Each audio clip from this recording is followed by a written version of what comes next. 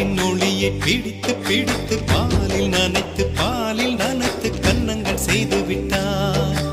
உலக மலர்கள் பறித்து பறித்து 2 பந்துகள் அமைத்து அமைத்து பெண்ணை சமைத்து விட்டார். அழகு என்பது ஆண்பாலா பெண்பாலா என்பதில் எனக்கு சந்தேகம் தீர்ந்தது. அழகு என்பது நிச்சயம் பெண்பாலடா.